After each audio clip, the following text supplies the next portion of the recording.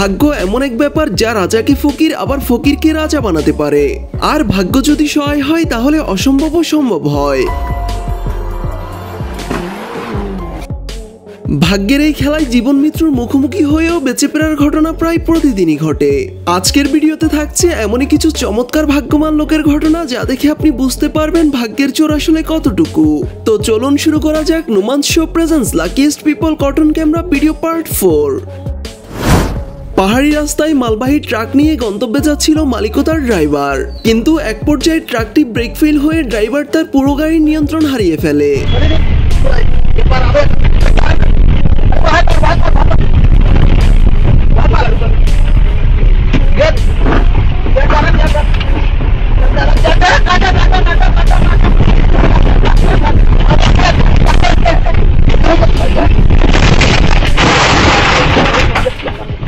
যেখানে একটু এদিক থেকে ওদিক হলেই ট্রাকটি প্রায় 50 ফিট উপর থেকে নিচে পড়ে যেত, কিন্তু তাদের ভাগ্য এতটাই ভালো যে ভাগ্যের জোরে তারা অল্পতেই বেঁচে যায়। ইন্দোনেশিয়ার একটি ভাসমান নদীতে দেখা মিলে ছোট্ট ছোট্ট দুটি মায়াবী হাতের। দেখে মনে হচ্ছে পানিতে ভেসে যাওয়া কোনো ছোট্ট শিশু বাঁচার জন্য কাকুতি জানাচ্ছে। আর এই দৃশ্য দেখার পর গ্রামবাসী যখনই ঝাঁপিয়ে পড়ে বাঁচাতে যাবে তখনই তারা খেয়াল করে এটা কোনো শিশু নয়, বরং এক ক্ষুধার্ত কুমির। মূলত কৌশল ব্যবহার করে শিকার ধরার জন্যই তার এমন বহুরূপী আচরণ। আর বাঁচাতে যাওয়া লোকগুলো বুঝতে পেরে অল্পের জন্য প্রাণে বেঁচে যায়। ধীরগতিতে ট্রেন আসছে দেখে রেললাইনের উপর দিয়েই রাস্তা ক্রস করছিল দুটি কার। বিপরীত পাশ থেকে আসা একটি কার ঠিকমতো পেরোতে পারলেও আরেকটি কার আটকে যায় বৃষ্টিতে ভেজা রেললাইনের উপর। শত চেষ্টা করেও গাড়িটিকে আর উঠানো যায়নি।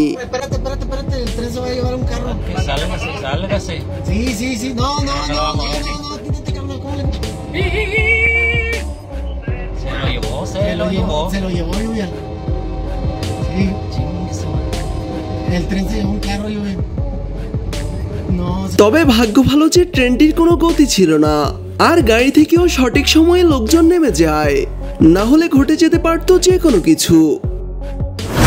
ভাগ্য এমন এক ছায়া যার শীতলতা আপনি জীবনে কখনো না কখনো অবশ্যই পেয়েছেন, আর তা অনুভব করার জন্য এই ভিডিওটাই যথেষ্ট।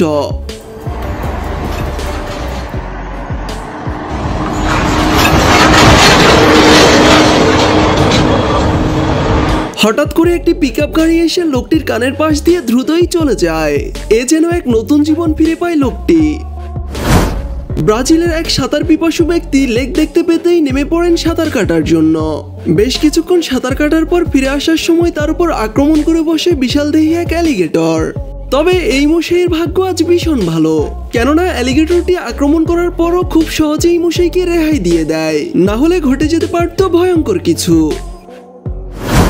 ঠিক তেমনই এক ঘটনা ঘটে আমেরিকার লস অ্যাঞ্জেলস শহরের পুসি পয়েন্ট স্টেট পার্কে এক ব্যক্তির সাথে। মূলত পার্কের ভেতরের লেকে বোর্ড নিয়ে ফিশিং করতে যায় গ্যাট্রো নামের এই ভদ্রলোক। সে তার পেতে রাখা বড়শি টানতেই দেখে খুব ভারী হয়ে গেছে এটি।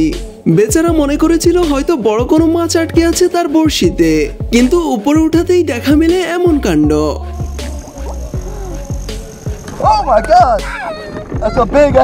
তার বড়শিতে কোনো মাছ নয়, বরং আটকে আছে বিশালদেহী এক কুমির।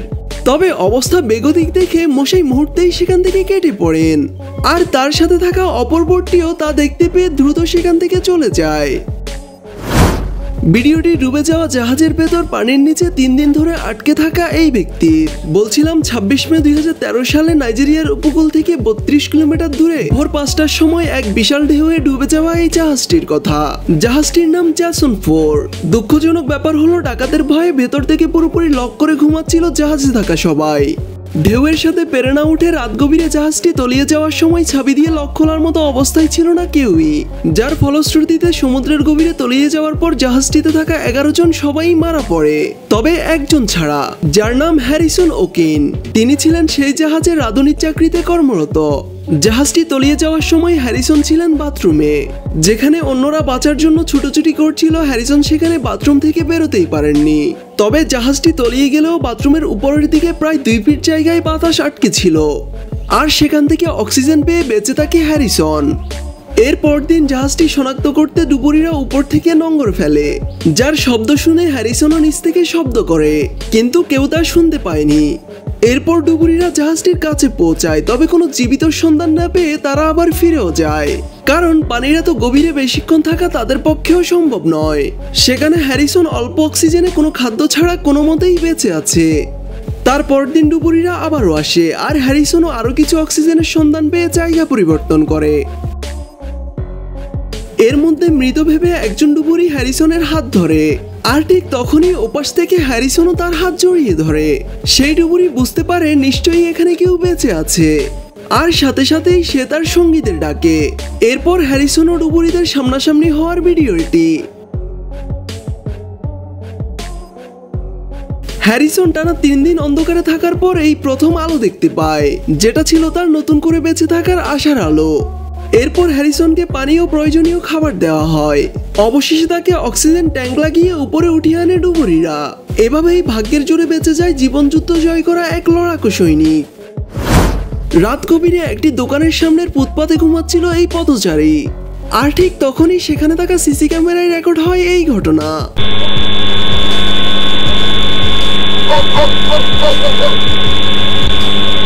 দেখে তো মনে হচ্ছে সিংহমামার আজ শিকারের কোনো মোড়ই নেই, নয়তো চোখের সামনের এমন শিকার এভাবে মশাই এড়িয়ে যেত না। 28 এপ্রিল 2025 সালের তামিলনাড়ুর একটি পুলিশ স্টেশনের সামনে সিসিটিভি ফুটেজ এটি, যেখানে দেখা যায় একটি ক্ষুধার্ত চিতা শিকারের খোঁজ করতে করতে ঢুকে পড়ে থানার ভিতরে। তবে কিছু দেখতে না পেয়ে মশাই হতাশ হয়ে বেরিয়ে আসেন, কিন্তু সেখানে থাকা এই ভাগ্যবান ভাইজান ক্ষুধার্ত চিতার চোখ ফাঁকি দিয়ে প্রাণে বেঁচে যান। আর চিতা বেরিয়ে যাওয়ার পর কোনো মতে দরজা লাগিয়ে প্রাণ নিয়ে মশাই ভেতরে চলে যায়। একজনকে পেছনে বসিয়ে মনের সুখে সাইকেল চালিয়ে যাচ্ছিল 2 বন্ধু, আর ঠিক তখনই বিপরীতে সাক্ষাৎ মৃত্যু যেন তাদের দিকে ছুটে আসছিল। হঠাৎ করে রাস্তা পার হওয়ার সময় একটি সাপ এসে জড়িয়ে যায় তাদের সাইকেলের চাকায়, আর এই দৃশ্য দেখে ভয় পেয়ে দুজন তো দুদিকে দৌড়। তবে তাদের ভাগ্য ভালো যে সাপটির এত কাছাকাছি থেকেও তার চুমু থেকে বেঁচে যায় তারা। 27 মে 2025 সালে কেরালার পুনারলুতে একটি বাড়ির ছাদে সেন্টারিং এর মালামাল খুলতে আসে 2 মিস্ত্রি বন্ধু। একজন 2 তলার উপর থেকে কাঠ দিচ্ছিল, আর একজন নিচে দাঁড়িয়ে তা নিচ্ছিল, কিন্তু হঠাৎই পা পিছলে উপরে থাকা বন্ধু নিচে পড়ে যেতেই এভাবে ক্যাচ ধরে নেয় অপর বন্ধু।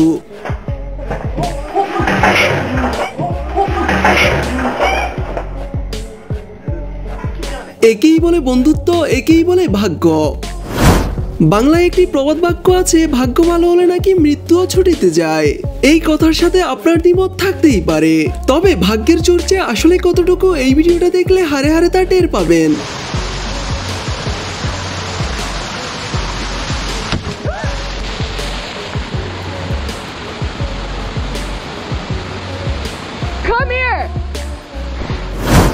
গ্যাস সিলিন্ডারবাহী একটি ট্রাকে সিলিন্ডার উঠানো হচ্ছিল ক্রেতাদের কাছে পৌঁছে দেওয়ার জন্য।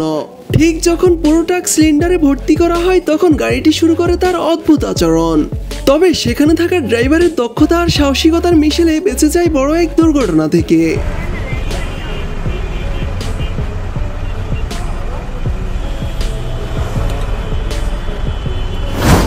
পরিবারের সবাই একসাথে খেতে বসার পর কেউ একজনকে যখন ডাকা হয় না কিংবা দাওয়াত দেওয়া হয় না, তখন সে ঠিক কেমন মনোভাব পুষে রাখে মনের ভেতর তারই নমুনা দেখুন।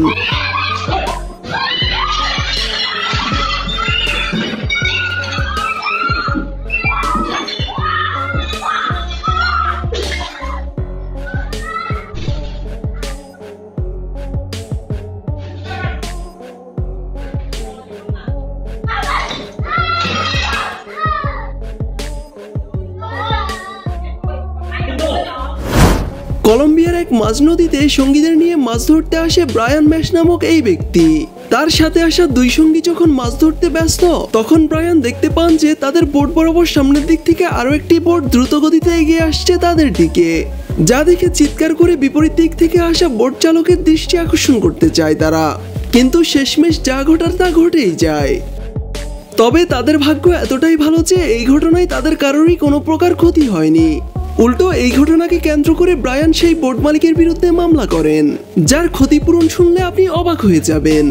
ব্রায়ান তার জানমালের ক্ষতিপূরণ বাবদ 3 কোটি টাকার মামলা করেন, আর এত টাকা ক্ষতিপূরণ গুনতে হয় এই বোট মালিককে শুধুমাত্র তার ফোনে কথা বলার জন্য, কেননা সে ফোনে কথা বলে অন্যমনস্ক হয়ে এই ঘটনা ঘটায়।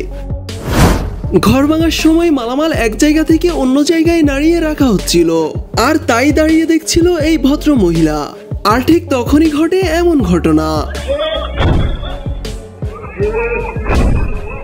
वरना अंजाम काफी दर्दनाक हो सकते थे। 10 মে 2025 সালের চীনের একটি টিকিট কাউন্টারের সিসিটিভি ফুটেজ এটি। কাউন্টারে থাকা মেয়েটি যখন নিজের কাজে ব্যস্ত, ঠিক তখনই সেখানে হানা দেয় এই সাপ বাবাজি। প্রথমে তো দিদি কোনো কিছু টেরই পাননি, কিন্তু যখনই সাপটি তার পাশ দিয়ে একেবারে কাছে চলে আসে, তখনই তার হুঁশ উড়ে যায়।